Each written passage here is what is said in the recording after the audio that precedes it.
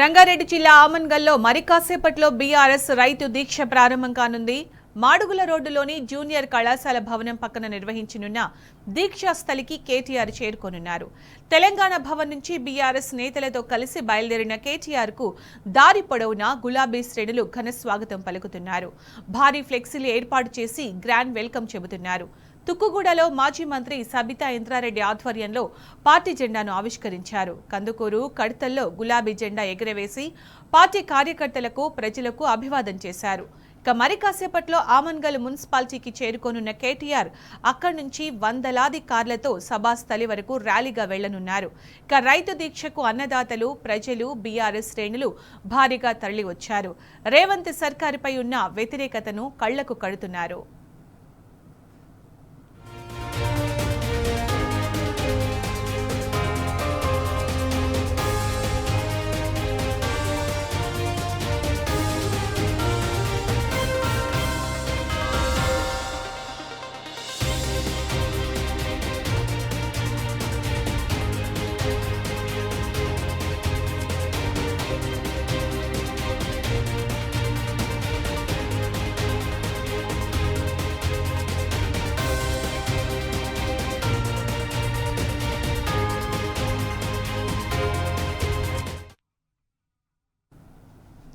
ఇక ఇదే అంశానికి సంబంధించి పూర్తి సమాచారం మా ప్రతినిధి శేఖరాచారి లైవ్ లో అందిస్తారు.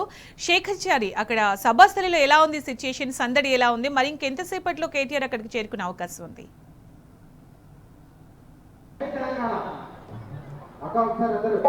సునీత, మరికొద్ది సేపట్లో కేటీఆర్ గారు స్వయంగా ఆమన్గల్ పట్టణానికి రైతు దీక్షలో పాల్గొనబోతున్నారు. ఇప్పటికే కాన్వాయ్ నుంచి మధ్య మధ్యలో కూడా ఘనంగా స్వాగతం పలుకుతా ఉన్నారు. రైతులు కావచ్చు, బీఆర్ఎస్ శ్రేణులు కావచ్చు, ప్రతి ఒక్కరు కావచ్చు ఘనంగా స్వాగతం పలుకుతున్న పరిస్థితి కనిపిస్తూ ఉంది. ఇప్పటికే ఈ దీక్ష వేదిక వద్ద భారీగా ఇప్పటికే రైతులు కావచ్చు, బీఆర్ఎస్ శ్రేణులు కావచ్చు చేరుకుంటున్న పరిస్థితి కనిపిస్తూ ఉంది.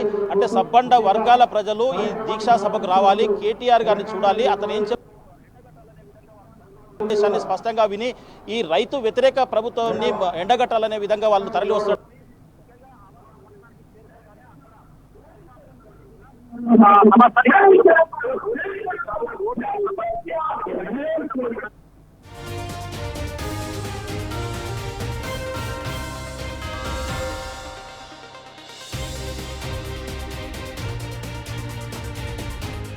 నాయకులు కూడా ఉన్నారు, వాళ్ళతో మాట్లాడించే ప్రయత్నం చేద్దాం. అన్న, చెప్పండి, ఏంటి పరిస్థితి? అసలు రైతు దీక్ష చేయాల్సినటువంటి పరిస్థితి ఈ ప్రభుత్వంలో వచ్చింది. కాంగ్రెస్ ప్రభుత్వం వచ్చినప్పటి నుంచి కూడా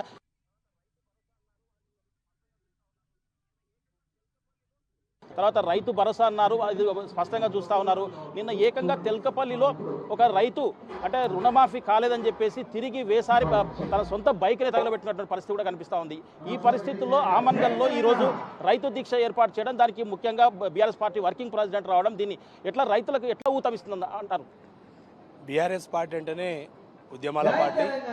ఈ యొక్క తెలంగాణ రాష్ట్ర సాధన కోసం దాదాపుగా 60-70 సంవత్సరాలు అరిగోసబడి మరి ఇక్కడున్న రైతాంగం కానీ, అదేవిధంగా ఈ ప్రాంతం కానీ దుర్భిక్షమైన పరిస్థితులలోనే మరి 2001లో కేసీఆర్ గారు ఈ కబంధాస్తాల నుంచి తెలంగాణ విముక్తి చేయాలని చెప్పేసి ఆనాడు పోరాటం చేస్తూ బయలుదేరి 14 సంవత్సరాలు వనవాసం చేసినట్టు చేసి 14 సంవత్సరాల పోరాట ఫలితంగా తెలంగాణను సాధించి బంగారు తెలంగాణ చేసే విధంగా 14 సంవత్సరాల పోరాటం తర్వాత 10 సంవత్సరాలు ప్రభుత్వాన్ని రైతులకు ఎంతో మేలు చేస్తే అసలు ఇయ్యకుండా అసలు ఆయన గవర్నమెంట్కి వచ్చినాడు ఎలాంటి హామీలు ఇవ్వలేదు. అంటే కనీసము ఈ రైతులు బంధు కానీ ఇలాంటి కార్యక్రమాలు చేస్తానికి ఇట్లా అనుకోలేదు. కానీ ఆయన రైతులకు మేలు చేయడానికి రైతు బంధాన్ని పెట్టి రైతు రుణమాఫీ చేసి, అదేవిధంగా కళ్యాణ లక్ష్మి ఇచ్చి, షాది ముబారక్ ఇచ్చి, ఒక్కటని కాదు దాదాపుగా వందలాది స్కీములు తీసుకొచ్చి ఈ తెలంగాణ బతుకులు బాగుపడాలని కేసీఆర్ గారు ఆనాడు కలలు కన్నారు. ఇవాళ 10 సంవత్సరాల తెలంగాణ భవిష్యత్తు బంగారంగా మారుతున్న క్రమంలో రైతులు మోసపోయారు. వీళ్ళు కాంగ్రెస్ వాళ్ళు ఇచ్చిన హామీలు నమ్మి రైతు భరోసా, రైతు బంధుని 15,000 చేస్తుంటే నమ్మిండ్రు. అదేవిధంగా రుణమాఫీని ఏకకాలంలో 2 లక్షలంటే నమ్మిరు. ఇలా అరిగోస పడుతున్నారు. ఈ వలసల జిల్లా నుంచి వలసలు పోయి 10 సంవత్సరాల కాలంలో రిటర్న్ వచ్చిన రైతులు ఈరోజు మళ్ళా వలసలు పోయే పరిస్థితికి వచ్చింది. కాంగ్రెస్ ప్రభుత్వంలో అలవి కాని హామీలు ఇచ్చిర్రు. 10,000 రూపాయలు 5,000 రూపాయలు పంటకిస్తామని చెప్పి ఇప్పటికీ గవర్నమెంట్ వచ్చి సంవత్సరంన్నర గడుస్తున్న 14 నెలలు కావస్తుంది. ఇప్పటి వరకు రైతు బంధు వేసిన పాపాన పోలేదు. రైతులు ఇబ్బంది పడుతున్నారు. అదేవిధంగా పాడి రైతులకు 5 బిల్లులు, ఒక బిల్లు లేకపోతే వాళ్ళు ఎక్కడ దాణ తీసుకురావాలి, ఎక్కడ బీడింగ్ తీసుకురావాలి, అలాంటిది 2.5 నెలలు అవుతుంది. వాళ్ళకి పాడి రైతులకు ఇట్లా ఊర్లలో ఒక కిరాణా షాప్ పోతే నమ్మేటోళ్ళేరని వాపోతున్న రైతులు. అందుకోసానికే రామన్న గారు రాష్ట్ర వ్యాప్తంగా మరి రైతు దీక్ష కార్యక్రమాన్ని తీసుకొని రైతులు పడుతున్న బాధలని మరి ఈ ప్రభుత్వానికి తెలియజేసే విధంగా మరి ఆ కార్యక్రమం కల్వకుర్తి నియోజకవర్గంలో మా ఆమన్గల్ హెడ్ క్వార్టర్లో కార్యక్రమం జరుగుతున్నది. ఇక్కడికి భారీగా రైతులు తరలి వస్తున్నారు. ఈ ప్రభుత్వానికి పోయే కాలం దగ్గర వచ్చింది. ఎందుకంటే అలవి కాని హామీలు ఇచ్చేటప్పుడు ఒక టైం బాండ్ పెట్టిరు. ఆ రోజు టైం బాండ్ ఎట్లా పెట్టిరు? డిసెంబర్ 9 నాడు 2 లక్షల రుణమాఫీ అని చెప్పారు. పోనీ గవర్నమెంట్ వచ్చింది చేస్తారు కదా అనుకున్నారు. తర్వాత 100 రోజులు అన్నారు, తర్వాత ఆగస్టు 15 అన్నారు, తర్వాత జనవరి 26 అన్నారు. ఈ రోజు గిడ 30% రైతులకు రుణమాఫీ కాలేదు, 30% గిట్ట ఊర్లలో రుణమాఫీ కాలేదు. రైతు బంధు ఇప్పటి వరకు గ్రామాలలో ఎవరికి వాళ్ళలేదు. అరెకరం అంటున్నారు, ఎకరం అంటున్నారు, ఇప్పటి వరకు పడ్డ పాపాన అవ్వలేదు. కాబట్టి ఈ రోజు రామన్న ఈ కార్యక్రమానికి వచ్చి రైతులకు ధైర్యం చెప్పడానికి, భరోసా ఇవ్వడానికి, మళ్ళా కేసీఆర్ గారి రామరాజ్యం మళ్ళా రావడానికి ఈ ఆమన్గల్ పట్టణమే నాలుగు పలుకుతుంది. ఈరోజు 100% ఈ సభ సక్సెస్ అయ్యి మళ్ళా రైతులు ఒక మూమెంట్కి వచ్చి రాబోయే స్థానిక సంస్థల ఎలక్షన్లో ఈ కాంగ్రెస్ పార్టీని మట్టి కనిపించి 100కు 100 గ్రామ స్థాయిలో సర్పంచులు, ఎంపీటీసీలు, జడ్పీటీసీలు, జిల్లా పరిషత్తులు మొత్తం కొట్టి ఈ కాంగ్రెస్ ప్రభుత్వాన్ని ఎండగట్టే విధంగా పనిచేస్తారు 100%. మీరు చెప్పండి, ఇప్పుడు కల్వకుర్తి నుంచి ఎట్లా తరలి వస్తూ ఉన్నారు రైతులు? కల్వకుర్తి నుంచి రైతులు ఎట్లా తరలి వస్తూ ఉన్నారు? ఇప్పటి వరకు ఎక్కడి వరకు చేరుకున్నారు? కల్వకుర్తి ప్రాంతంలో కేటీఆర్ గారి ఈరోజు రైతు దీక్ష కార్యక్రమానికి కల్వకుర్తి ప్రాంతం నుంచి స్వచ్ఛందంగా రైతులు భారీ ఎత్తున తరలి వస్తున్నారు.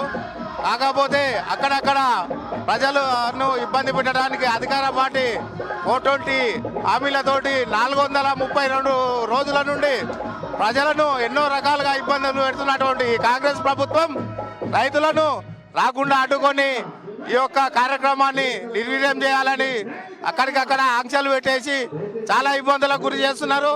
అయినా కానీ ఇంతమంది పోలీసు వాళ్ళని పెట్టినా రైతులు ఎవరు ఆపలేరు, రైతులను ఎక్కడ కూడా నిర్బంధించలేరు అనేది ఈరోజు కేటీఆర్ గారి ఈ యొక్క పర్యటన ద్వారా జరగబోతున్నది. రైతులను రోజు కనీసం రాష్ట్రంలో అక్కడక్కడ 5-6 మంది రైతులు రోజు ఆత్మహత్య చేసుకునే పరిస్థితి ఈరోజు ఉన్నది. ఈ కాంగ్రెస్ ప్రభుత్వాన్ని ఎంత తొందరగా ఎప్పుడైతే అప్పుడు గద్దె దించాలని రైతులు, ప్రజలు ఎదురు చూస్తున్నారు. వారి యొక్క ఆకాంక్షలు నెరవేర్చడానికి ఈరోజు ఈ కార్యక్రమం పెద్ద ఎత్తున తీసుకోవడం జరిగింది. రైట్ అన్న, మీరు చెప్పండి, అచ్చంపేట నుంచి రైతులు ఎట్లా తరలి వస్తూ ఉన్నారు? తర్వాత ఈ ప్రోగ్రాం వల్ల రైతులకు ఎట్లా ఉపయోగపడబోతున్నట్టున్నారు? ప్రభుత్వ వ్యతిరేక విధానం ఎట్లా ఎండగడతారు? దొంగ మాటలు చెప్పి మాయమాటలు చెప్పిన రేవంత్ రెడ్డి యొక్క మాటలు నమ్మి ఈరోజు రైతులు మేము మోసపోయినాము, మా దేవుడైన కేసీఆర్ని ఈరోజు మేము దూరం చేసుకొని ఎంతో బాధపడుతుందని చెప్పేసి రైతులు ఈరోజు కేసీఆర్ గారు ముఖ్యమంత్రిగా ఉన్నప్పుడు ఈ యొక్క తెలంగాణ రాష్ట్రాన్ని ఆత్మహత్య లేని రాజ్యంగా ఉండే, కానీ ఈ రేవంత్ రెడ్డి వచ్చిన తర్వాత ప్రతి రైతు కూడా ఈరోజు మేము మోసం చెప్పి ఆత్మహత్య చేసుకున్న సందర్భం వచ్చింది. మేము వస్తా ఉన్నాం, వచ్చేమెడికి వస్తూ ఉంటే చాలామంది అక్కడక్కడ కేసీఆర్ ఫోటో పెడితే చాలామంది మా దేవుడు కన్ను నిబంధన ముఖ్య పరిస్థితి ఈరోజు ఉంది. చాలామంది రైతులంతా కూడా ఈ యొక్క వ్యతిరేక కాంగ్రెస్ రైతు వ్యతిరేక ప్రభుత్వానికి స్వచ్ఛందంగా తరలి వస్తూ ఉన్నారు. ఇప్పటికైనా మేము రేవంత్ రెడ్డికి చెప్తా ఉన్నాము, మీరు ఏదైతే హామీలు ఇచ్చారో 100% హామీలు అమలు చేయని చెప్పేసి ఈరోజు రైతులు కోరుతా ఉన్నారు.